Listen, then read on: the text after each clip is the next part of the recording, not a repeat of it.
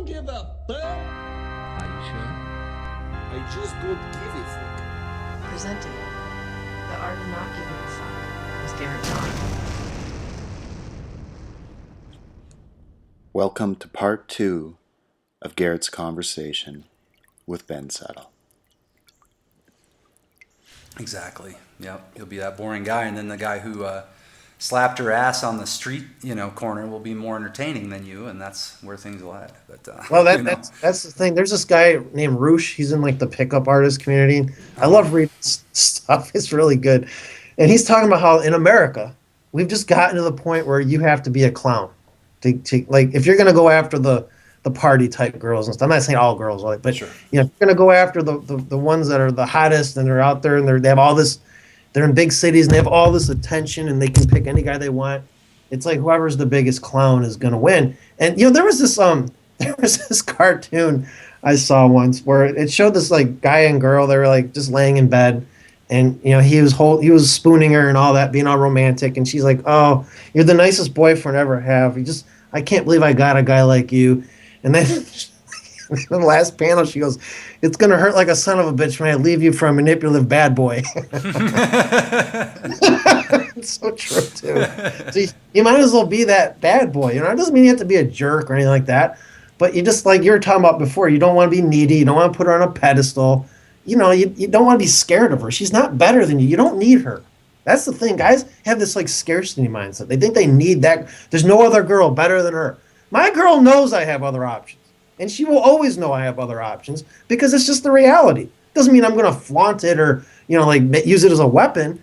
But, you have options as a man. As a man who's successful especially or has a goal in life, trust me, you have more to offer her than she has to offer you. Because here's the thing, and girls hate hearing this. Now, I don't care because they need to hear this, especially the ones who are online doing online dating and stuff. Mm-hmm. And they're on there for 5 years because they can't find a guy. Oh, we're all the nice guys, right? I hate to tell you this, but as a man, you have more to offer. You just do. Now, granted, she has more, if she's an attractive woman, she has more people on the front side, on the front end, like options. But understand that most guys are not sexually attracted to the average girl. They're just not. Mm-hmm. You got to be confident. They want the confident man. They don't want necessarily the best looking guy. They don't want the mush cookie. They don't want the... the guy could look like a model, but if he's a mush cookie and a pushover, that's not attractive. That's one date, is all it is. But as a man, think of all, there's this comedian, he deceased a while ago. His name was Patrice O'Neill. He said it best. He goes, we have to show a girl the best of us just to get them to say, in order for them to say hi to us on the street, we have to be basically a celebrity. They have celebrity status just because they're a pretty girl. It doesn't matter how they dress or anything. If they go on the street, there'll be guys hitting on them. You can be the best looking guy on the planet. You can go on the street. You're not going to have girls hitting on you. We have to really work for it. We have to dress well. We have to have a good job. We have to have a career. We have to have goals. We have to have a nice car. We got to keep ourselves groomed. We got to be confident. We got to be exciting. We got to give them just the right amount of drama. We have to do all this. We have to jump through all these hoops just to get their attention. We have to be successful. If you really want to make it easier on yourself, you have to be super successful. You have to be a guy that other women already want, which makes you more attractive to the one you do want. You have to do all of that. All they have to do is get up in the morning, put on some ugly, sweaty sweatpants and sunglasses and an iPod and try jogging down the street, and every guy will try to hit on them. So we have to try harder. We have to show them the best of ourselves. They don't have to. That comes later. What we're attracted to up front is not the same things they are. And, people can say it's fair or not, but guys should take comfort in that it's not. It's actually the math is in their favor. There are less supply of successful, confident men out there, especially in America right now, than there are of hot, beautiful women. Mm-hmm. And when you realize that the math is on your side, if you get your head on straight, there's nothing to worry about. There's this scarcity mindset you don't need it. Yeah. So anyway. And that'll enhance your connection with that person because again, you'll both be there because you choose to be, not because you're afraid of leaving it. Yeah, isn't that what guys do? They sit there and they're like afraid of offending. Oh, I'm afraid. Oh, she's gonna leave. Dude, if you go through, you're gonna lose her if you do that, and rightfully so. What girl wants to be with a guy like that? Sometimes people say I'm a little hard on girls. I'm really not. Actually, I'm more hard on guys because I've sold in the dating market, and I'm far harder on guys because I really do believe it's always the guy's fault. If she leaves you, dumps you, if she divorces you, takes half your income, the dog, the house, and all your dignity, it's your fault. You did something wrong. You were not the man that you should have been. That's really, she's not going to leave the right kind of guy. She's just not. But if you start slipping and getting complacent and all that, she's going to. Right. And vice versa. If a girl just lets herself go, she gains 200 pounds or whatever, Yeah. the guy's going to leave. And you can't blame him. And so a weak, needy, desperate guy is the equivalent of a woman who's like let herself go physically. It's the exact same. And so, I think That makes guys, sense. Yeah. yeah, it's not about looks for them. Thank God they like us for other things, dude, besides looks. That's all I can say. Well, yeah. you see it in here in Colombia. I've seen a lot of times a guy might be even a little overweight, maybe not the most attractive face. And I know everybody has different standards, but you can kind of assess these things. Yeah. And he'll be wearing a decent suit or something like that, and then there'll just be this insanely hot woman, following in tow. With a guy where you'd never put those two together. If you saw them separate in a room, you'd think, oh, that girl's going to go for that guy. Yeah. You just would never think that, but you see that all over the place in the city here. It's enough data for anyone paying attention to see like, oh, okay, this doesn't work quite the way I think. The women aren't looking for those model guys necessarily. Well, that's very true. And it's interesting because guys think girls are looking for what they want, and girls think guys are looking for what they want. So like girls think that it's impressive that they tell us about their job and they have a car and they've traveled all over. None of that works to their advantage. None of it. I like to make this joke sometimes, and it drives my girl mad. It just drives her angry. This will start a drama in a second. I say I actually don't mind the girl that works at Subway. She's more marriageable type to me, the girl that works at Subway, than the one that works at Hooters. You know what I mean? Yeah. No, totally. I know. I've said stuff like that. I've let stuff like that slip. Like that girl's really beautiful there. This is a nice experience at Subway. Yeah. Exactly.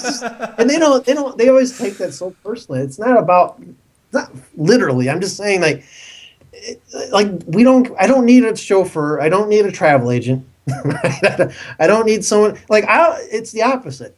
A guy wants to take care of a girl. He wants to help her. He wants to bring her. I mentioned Patrice O'Neill. This to me nails out down the whole thing. He would talk about the king and queen. A king can make any girl out there a queen. The most peasant of peasant girls a queen. Just by taking her in, he makes her a queen, elevates her above everyone else. A queen cannot just go out amongst the guys and pick a king. It won't work. Yeah. Nobody will respect that king. Nobody will like that king, which means she won't like or respect him. She has to be with someone who pulls her up. I know this is like anti-feminist, because I am anti-feminist, actually. I don't care about any of that stuff. I know it's politically incorrect, but a king always elevates the queen. And if they don't do that, if they try to be equal, then you have stagnation. Everybody says, well, they have to be equal. I say, no, a girl wants to be with a man who's better than her in some way. Not like in every way. I'm not saying it means he's always going to be better like at every little thing. I'm saying in life in general, whatever it is she finds important, she wants him better. She wants to be able to say, hey, this is my man. No, that's awesome. That makes total sense. And part of what's, I've experienced that. Go ahead. No, I was just going to say, man, that's pretty much all. I mean, it's a king and queen thing. And it's like a king can make any girl a queen. A queen cannot just make a man a powerful king. He has to earn it and elevate her up to that position. Otherwise, there's no respect. The subjects won't respect the guy. She won't respect the guy. And, so anyway. Yeah, no, that makes total sense. And the experience I've had, too, with my girlfriend is we tried in the beginning. I mean, she was doing things for the business where it made sense. Just little things, learning and helping out with it. And that was cool. And then started playing a bigger role in it. And I didn't know exactly how to manage it. I like doing things all by myself, mainly. Yeah. Or calling all the shots, and people who want to just do tasks or whatever it is, But but then I tried to do the balance thing. Oh, we're both, we're equal in this. Who can do this business and stuff. And then after a while, it just didn't make any sense anymore. It was too hard to work it out. But then, we can do a specific project together. That's great. But now I'm helping her understand like a sales funnel and how to build a really simple thing with, from ads to an opt-in to a webinar to a conversation, and just get some clients in, something super simple like that, and just showing her how to set it up. Now, when we're having those discussions and helping her with hiring a designer and helping with these tasks, then it's amazing. Because now the 10 years of me fumbling around in business can be just boiled down so that I see her get results like in weeks. That took me sometimes years, So then I'm learning how to encapsulate this stuff. She's learning, but, and we're not even concerned about balance. It's like, hey, how the hell do I do this? Okay, here's how you do it, And it's a natural role then. It feels good, And she feels better. If she was teaching you, you wouldn't be the boyfriend for very long. I guarantee it. This is why so many like girls price themselves out of the dating market, and they're not doing it on purpose, right? But when because a lot of girls find education to be like their litmus test. A man has to be educated, right? So a girl gets her like master's degree. There's not that she's running out of supply of men if she's going to pick that as a criteria, 'cause it just doesn't work. But you're talking about what you do with your girl there. I've been teaching mine copywriting, and life is really much better when she realizes that she's not going to ever be better than me at this. And she's tried, though. She had that little chip on her shoulder, right? She's getting some like clients, and she's getting a little chip on her shoulder. Oh, maybe I don't need Ben for this anymore. Maybe I'm, but it doesn't take long to get humbled in business, right? Like you just there's one, it just doesn't. So I just sit back and let it happen. And but now it's like she values any time I talk about copywriting or email marketing or anything related to business.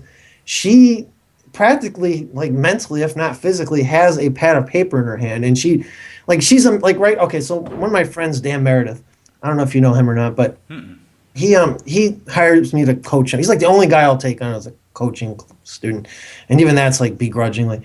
And he's gonna pay me like $500 to talk to him for an hour tomorrow. And I was just helping my girl out with an ad she wrote. And she goes, I can't believe you're giving me all this value. It's like, he's got to pay you $500, and yet I can just access you at any time. And she understands, like, she appreciates it. But it would be like, could you imagine if she was the one teaching me and I'm going to her all needy? Can you show me this? Can you show me that? I mean, it's so pathetic, dude. It's like, it's the thought of it.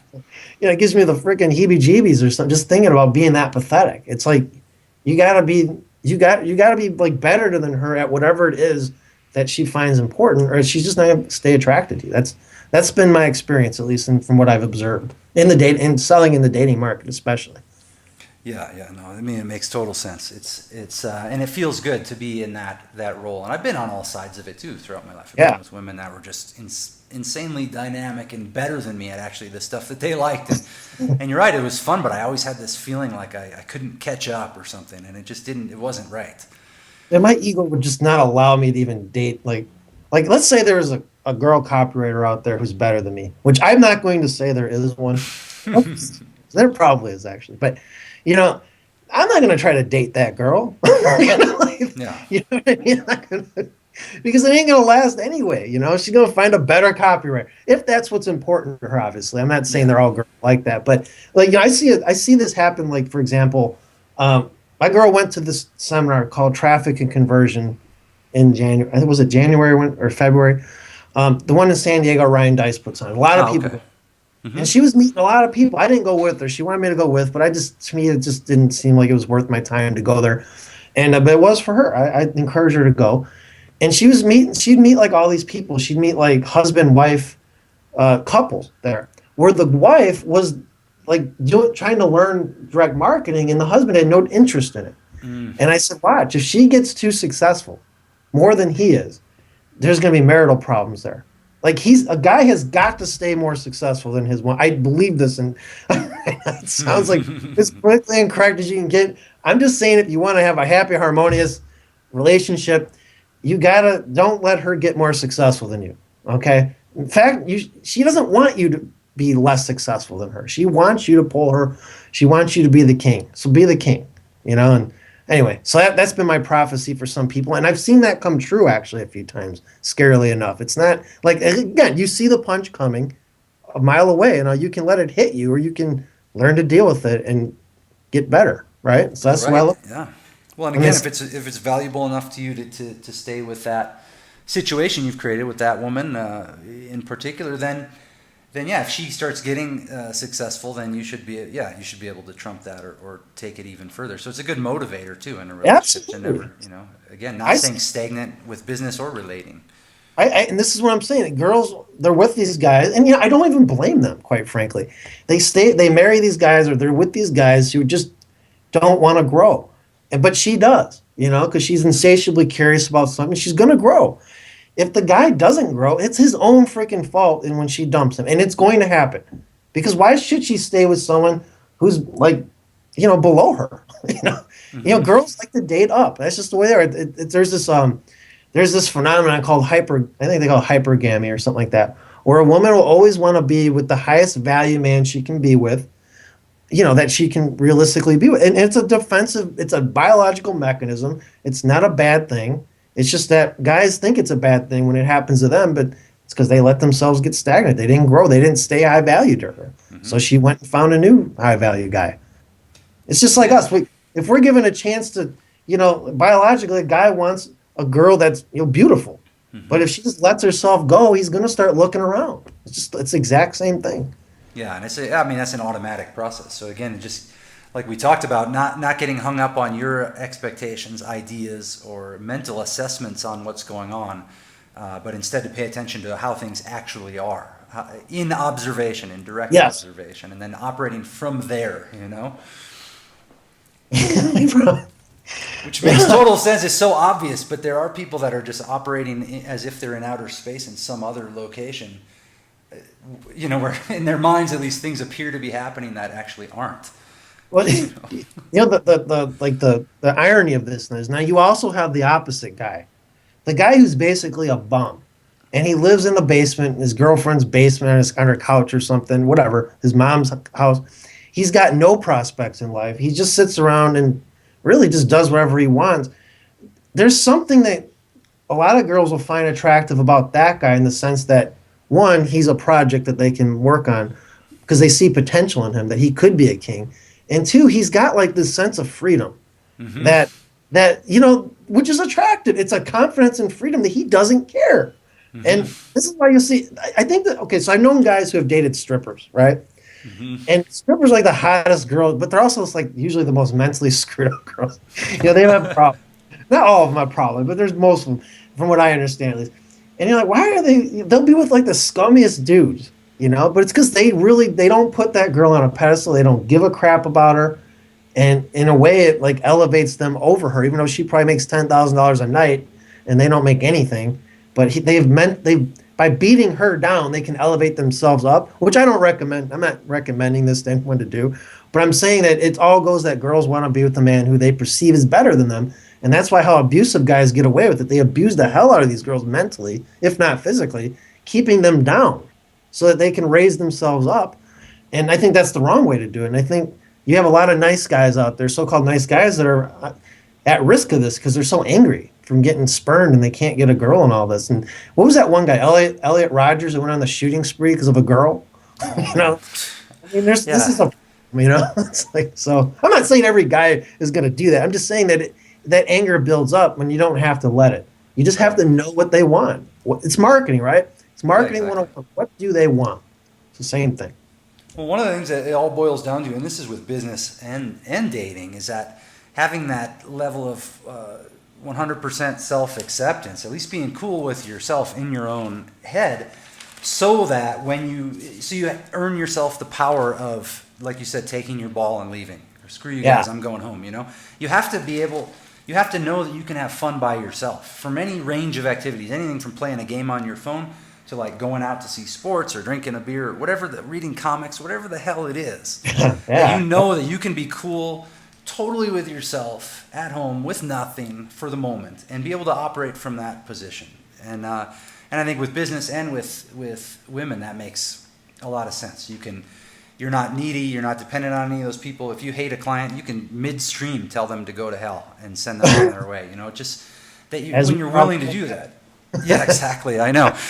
But then the client said, then all my time is freed up to hang out with people I love to be around, which is very few people, and then also to work with, and I'm actually elevating my business now too, because I'm teaching, as I teach the partner, as I teach my girlfriend to do her sales funnel, I'm going, okay, so she's aiming for this level, a $3,000 level, let's say.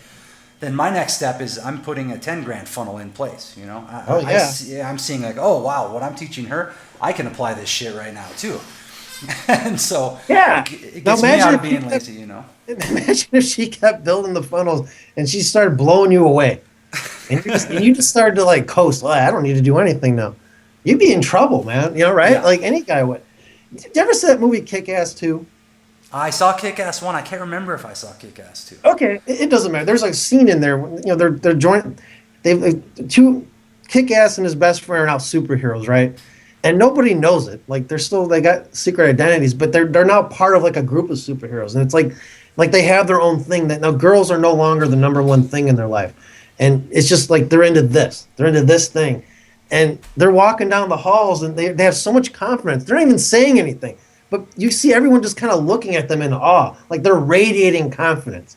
And that's how it is when you have your own thing, like you were saying. You have something that's not them. That's not just, you're not putting a client on a pedestal, you're not putting a girl on a pedestal, you're not putting anything on a pedestal, but whatever it is, your mission in life is the only thing I think should be on a pedestal. It's attractive to everyone, to clients, customers, women, whatever you want. People find that attractive. Business partners, joint venture partners, people want to be with that. Nobody wants to be with the guy who's always nipping at everyone and clinging to everyone. Nobody likes that. So nah, but if you see a guy who's like, hey man, what's been going on with you? He's like, oh fuck, I'm skydiving, and then we're out on the coast taking a motorcycle ride to the beach, and then holy shit, the cops tried to rob us, but man, it was cool. You know, that guy, everyone's like, holy shit.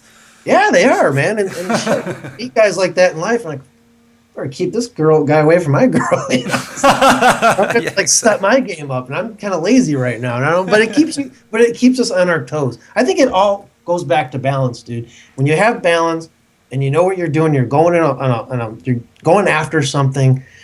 Everything's good. Everything's cool. Everyone around you is cool. Everything's in balance around you. You actually pull other people into balance who are not in balance in situations.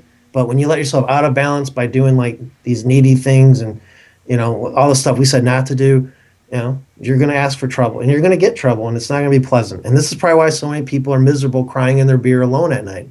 You know, they're just, that would be my guess at least. But I mean, there's I forget who this is. There's a movie about him on Netflix. I should watch this. But the story stuck with me was that this musician who only ever played like 3 times or something, and I might be making up these numbers, but it was something to this effect. He played like 2 or 3 times in his whole life, but he had like such a huge following just because he never actually did much, so that the moment he would let some music leak out, people were just desperate for it, you know. And he had these fans, and I think it was like 2 shows or something in his whole life. Creating demand, man. Yeah. It's just so people were all about him, like, what's he doing right now, you know? And the guy was probably just didn't want to do the music, and it just happened to occur that everyone was just really wanting to hear what the fuck he had to say. Yeah, there's this book called Women. It's from Charles Bukowski, who's, you know, pretty, if you know novels, you probably heard of him before, but he's got like a cult following, and it's all about this. Oh, it's kind of autobiographical actually, but it's all about this like old ugly dude, like in his 50s, not old, but like in his 50s, but he, you know, self-described ugly, like an ape he said he looked like. But yet these like hot 23-year-old girls were showing up to his door all the time because he suddenly became a published poet. Suddenly, because he was a published poet, and nothing else changed in his life. He's still an alcoholic. He's still a loser in every other way. He still doesn't do anything with his life but write some poems and give talks about poems. He's got unsolicited girls just coming to him unsolicited, wanting to have sex with him. And I thought, now that's not, that's not going to happen to every guy, but I'm just saying it shows that like when you have something in your life that's just not girls or it's just not clients or whatever it is you want, when you have something else and you're good at it and you excel at it, you're going to attract whatever it is you want. Like, and there's nothing mystical about it. You're just going to attract people to you, not in a mystical way, but just because they're going to see you. And they're, man, I want to be like that. I want to be a part of that person's world. I want to be a moon orbiting that planet. That's the way I look at it. So, yeah, no, I mean it's obvious. And again, just the fun person in the room is the one who's going to get get all the attention. If you're just excited and talking about how awesome life is, and the haters just run away from it because there's nothing for them to hold on to. The complainers don't want to be around when someone's talking about how awesome life is. It just sends them away. They just they'd probably just talk about him behind his back, Oh yeah, did you hear about what he did? Yeah, whatever. Right. Well, and then you can even have fun with that. This guy over here, he talks about all of us behind our backs. How much fun has he had? Whatever. Just draw it right out. About that thing you said about me, I know. I love those. I mean, yeah. And I have to feel to be that kind of guy. I have to go through the intensity every single time. It's not like I'm sitting there thinking like, oh, this is easy to throw everybody on the fire here. No, I'm on the fire too, and I have to feel it. So you got to be willing to feel things in life to go through business. Like you said, you'll always face a ton of failures in business and in dating really too. There's failures to go through, and now it's to the point where if I put something out and it doesn't work, now I just see it as an opportunity to see exactly why it didn't work, and then the next project is better. So it doesn't even feel too bad anymore, even though I have the standard human response of, oh, that didn't sell like I wanted it to, but move on and then figure out why, do the next thing, no big deal.